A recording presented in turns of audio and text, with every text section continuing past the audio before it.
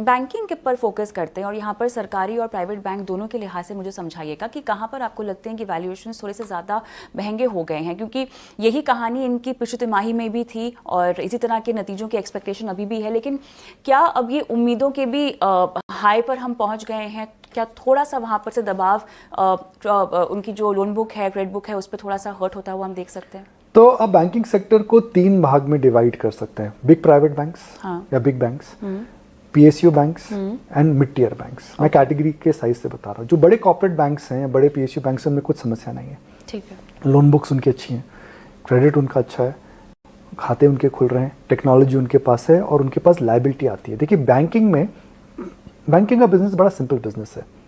आप बोरोवर से पैसा लेते हैं, आप पैसा लेते हैं FDs या करंट अकाउंट में और आप सामने वाले को पैसा देते हैं।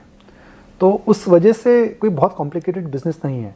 मगर हर बैंक के अंदर अलग रिस्क मैनेजमेंट होता है, अलग पॉकेट्स को वो लेंडिंग करते हैं, अलग कैटेगरीज को वो लेंडिंग करते हैं और अलग रेट्स पर वो लेते हैं। तो इसके अंदर जो बड़े बैंक हैं उनको नॉर्मली एडवांटेज मिलता है।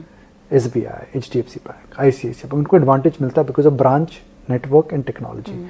मिड टियर बैंक्स हमेशा थोड़ा रिस्क ज़्यादा लेते हैं, वो आपको डिपॉजिट ज़्यादा देंगे, तभी आप पैसा खोलेंगे, और वो क्योंकि डिपॉजिट तो ज़्यादा लेते हैं उनको हाई रिस्क लोन देना पड़ता है, जिसकी वजह से जब साइकिल घूमती है तो इनको नुकसान होता है। फिर तीसरा जो बैंकिंग सेक्टर है, स्मॉल बैंक्स, माइक्रो फाइनेंस की कैटेगरी हो गई, जो नॉन यूनिवर्सल बैंक्स हैं, वह एक अलग सी कैटेगरी है। I think they are largely a function of rural economy and they are a large function of what will happen essentially to the bottom of the pyramid category. तो इस समय banks में मुझे ये लगता है कि अगर मूल्यांकन के हिसाब से आप देखें तो PSU बैंक्स अभी भी सस्ते हैं। हालांकि BOB एक साल में 100% बढ़ चुका है, कैनरा बैंक बढ़ चुका है, SBI बढ़ चुका है, मगर ये अभी भी अपने हिस्टोरिकल एवरेजेस पर नहीं आए। तो हिस्टोरिकल एवरेजेस में इनको ऊपर जाने में अभी 10 से 15% और हो सकता है। मैं ये नहीं कह रहा हूँ कि अगले हफ्ते होने वाले हैं, मगर the margin of safety in big large PSU banks right now is decent.